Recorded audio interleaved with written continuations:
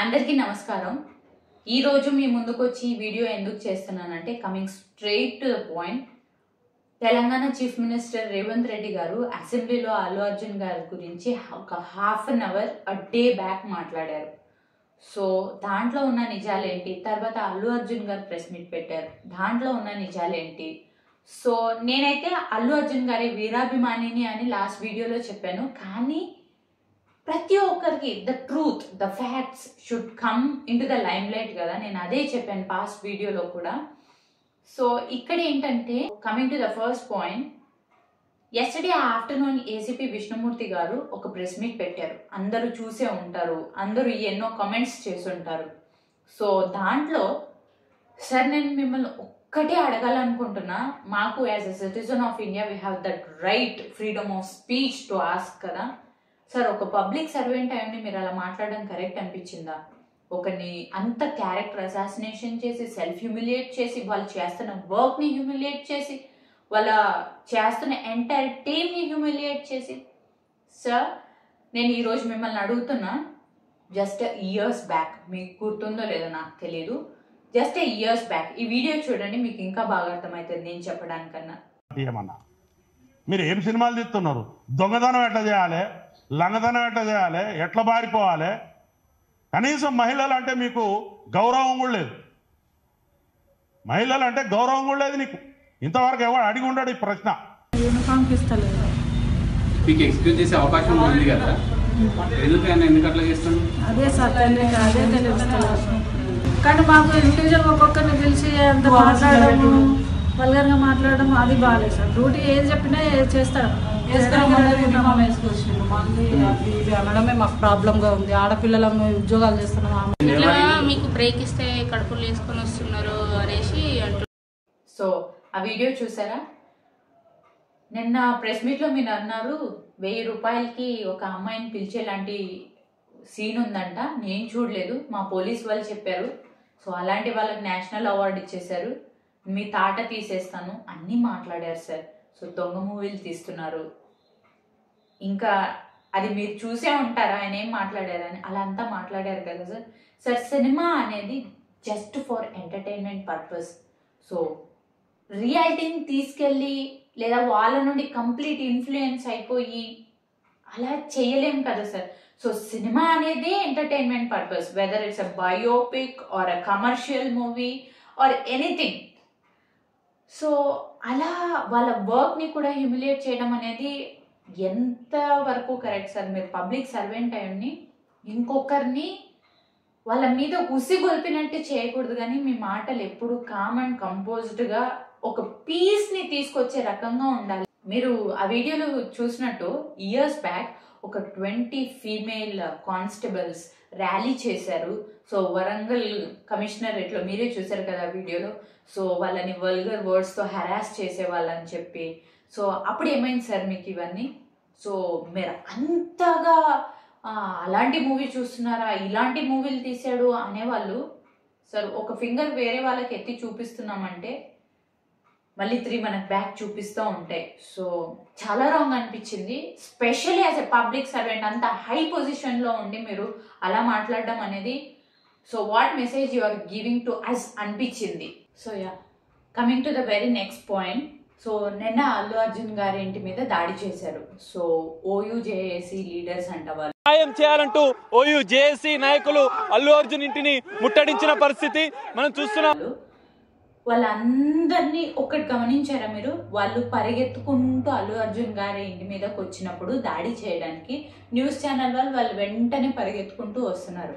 ఏ news ఛానల్లో first ఇది publish అయిందని చూస్తే బిగ్ టీవీలో పబ్లిష్ అయింది. అంటే న్యూస్ ఛానల్ వాళ్ళ ముందే ఇన్ఫార్మ్ చేశారా మేము ఇలా దాడి చేస్తున్నాం మీరు రండి అని? అలా వాళ్ళు రావడం న్యూస్ ఛానల్ వాళ్ళకి లేదంటే ఎలా తెలిసింది? So for the people who don't know, big TV belongs to Revanth Reddy garu. So మీకే తెలుసు ఇది ప్లాన్డా, కావాలని చేసినదా? తర్వాత రేవంత్ రెడ్డి గారు దీనిపైన ట్వీట్ కూడా చేశారు, దీన్ని ఖండిస్తున్నామని కూడా చెప్పారు. అంటే సింపతి గెయినింగా అసలు ఏంటి? మీరు తర్వాత వాళ్ళందరినీ చూడండి, అందరూ రేవంత్ రెడ్డి అనుచరులే. అండ్ ఈరోజు సాయంత్రం న్యూస్ చూసారా, ప్రతి ఒక్కరు బెయిల్ మీద బయటకు వచ్చారు. అండ్ మీరు చూడొచ్చు కూడా, చాలా వీడియోస్ సోషల్ మీడియాలో సర్క్యులేట్ అయ్యాయి. వాళ్ళు సాఫీగా చైర్లు వేసుకుని పోలీస్ స్టేషన్లో మొబైల్ యూజ్ చేసుకుంటూ కూర్చున్నారు. సో ఇది ఎక్కడి న్యాయం? 2 చిన్నపిల్లలు ఉన్నారు ఆ ఇంట్లో. అవును, శ్రీతేజ్ గురించి అంత చక్కగా మాట్లాడారు కదా, ఒప్పుకుందాం. అంత ఎమోషనల్ అయిపోయిన సీఎం రేవంత్ రెడ్డి గారు ఆ ఇంట్లో కూడా 2 చిన్నపిల్లలు ఉన్నారు కదా, దాడి చేయడం ఏంటి? చాలా రాంగ్ కదా అది. So which is the country we are living in? అంటే మనకంటూ సేఫ్టీ ఉండదా?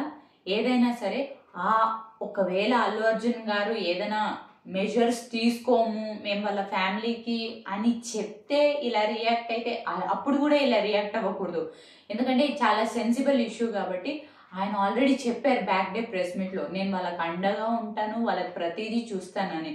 సో శ్రీతేజ వాళ్ళ ఫాదర్ కూడా చెప్తున్నారు, అల్లు అర్జున్ టీం వల్లే రేవంత్ రెడ్డి గారు 2 డేస్ బ్యాక్ నుండి వాళ్ళు తీసుకున్నారు. సో అంతకన్నా ముందు అల్లు అర్జున్ గారి టీం వాళ్ళే అంతా ఖర్చులు పెట్టుకున్నారు. నేను ఒక 50,000 ఫస్ట్లో పే చేశాను, తర్వాత వాళ్ళే పెట్టారని చెప్పి. సో ఇలా అండగా ఉంటున్నప్పుడు ఎందుకు దాడి చేయడం? ఎందుకు అంత తప్పు ఏం చేసేసారు?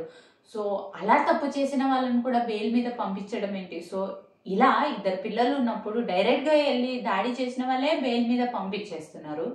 సో అతని ప్రమేయం లేకుండా జరిగిన అన్ఫార్చునేట్ ఇన్సిడెంట్కి అతన్ని ఇంత బ్లేమ్ చేసేస్తున్నారు. ఇది ఎంతవరకు కరెక్ట్?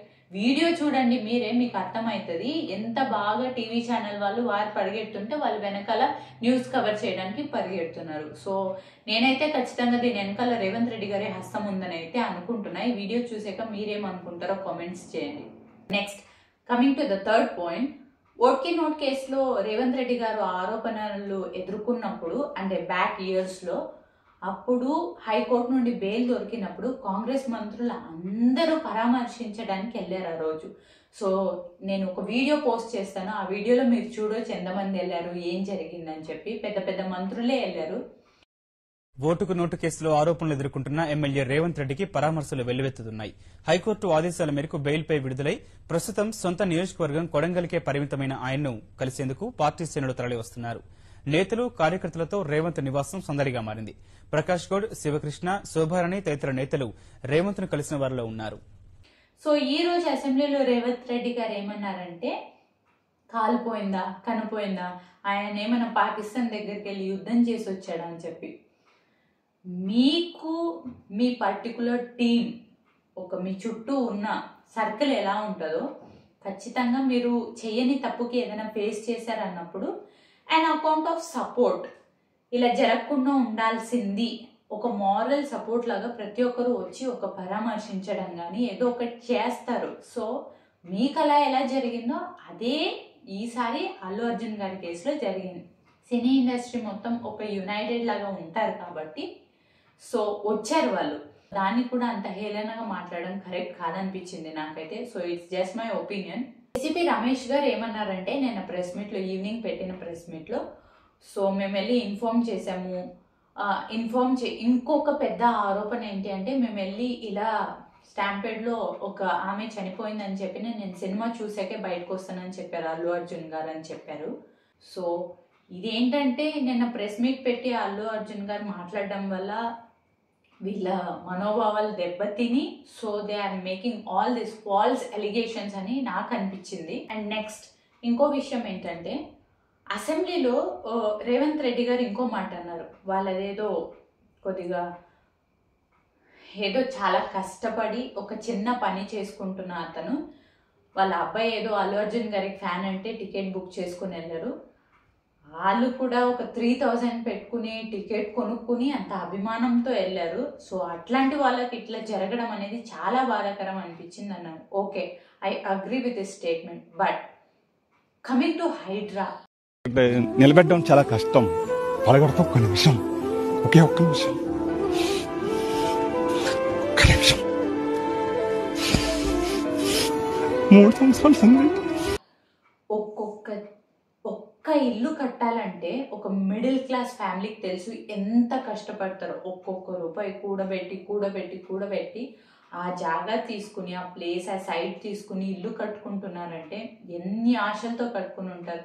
సార్, మీరు ఆ ఇల్లు కూల్చేసినప్పుడు వాళ్ళ అమ్మ, నాన్న, భార్య, పిల్లలు ఎన్నో ఆశలతో కట్టిన వాళ్ళు పడే బాధ మీకు కనిపించలేదా సార్? నిజంగా వాళ్ళు అప్పుడు చాలా వీడియోస్ చూసాను. సో ఇప్పుడు కూడా ఒక వీడియో ప్లే చేస్తాను చూడండి. కట్టుకొని కుట్టుకున్నాం. ఇప్పుడు మేము ఇక్కడ మిత్తిలో కట్టుకుంటున్నాం, లోన్ కట్టినాం. గవర్నమెంట్ అప్పుడు లోన్ ఎట్లా ఇచ్చింది? మళ్ళీ అప్పుడు లేని పాపం ఇప్పుడు వచ్చిందా? దాంట్లో వాళ్ళు చెప్తున్నది ఏంటంటే గవర్నమెంట్ లోన్ కి చాలా మంది సొంత డబ్బుతో కట్టుకున్నారు, చాలా మంది ఈఎంఐకి గవర్నమెంట్ లోన్ కి అప్లై చేశారు. లోన్ కి అప్లై చేసినప్పుడు ఏ ఇబ్బంది లేదు, వీళ్ళ గవర్నమెంట్ ఉన్నప్పుడే అప్లై చేసుకున్నారు. అప్లై చేసుకున్నప్పుడు ఏ ఇబ్బంది చెప్పలేదు. తీరా ఇల్లు కట్టుకున్నాక ఈరోజు గృహప్రవేశం చేసుకోవాలి, అసలు నోటీసులు కూడా పంపించలేదు. ఆ రోజు Friday morning and next day Saturday morning వచ్చేసి ఏకాఏకి ఇల్లు కూల్చేశారు అని చెప్పి ఒక ప్రెగ్నెంట్ ఒక మదర్ ఎమోషన్ గురించి అంత బాగా చెప్పారు కదా సార్. నిజంగా నేను కూడా చాలా బాధ అనిపించింది. ఆ బాబు చేయి పట్టుకుని ఆమె చనిపోయిందంటే సార్ అదే ఎమోషన్ ఒక 9 month ప్రెగ్నెంట్ లేడీ ఫారెన్ నుండి వచ్చింది అంటే ఇక్కడ సెటిల్ అవ్వాలి, వాళ్ళ బాబు పుడతాడో ఈ లోపు ఇల్లు కట్టుకోవాలని సెటిల్ అవ్వాలని వచ్చిన ఆమె రాగానే వాళ్ళ ఇల్లు అట్లా కూలిపోవడాన్ని చూశాక తట్టుకోలేకపోయింది. అలా ఆ తల్లి కూర్చుని ఏడుస్తుంటే చాలా బాధ అనిపించింది. సో ఈ ఎమోషన్స్ గురించి ఫీలింగ్స్ గురించి మీరు అలా మాట్లాడేటప్పటికి మేము ఇలా డిబేట్ చేసుకోవాలి అంటే అప్పుడు అనిపించలేదా మీకు? ఇప్పుడు అనిపిస్తుంది అంటే ఇప్పుడు ఎందుకు పర్టికులర్గా ఇదే కేసులో ఇవన్నీ తీసుకొస్తున్నారు బయటికి అని అనిపిస్తుంది.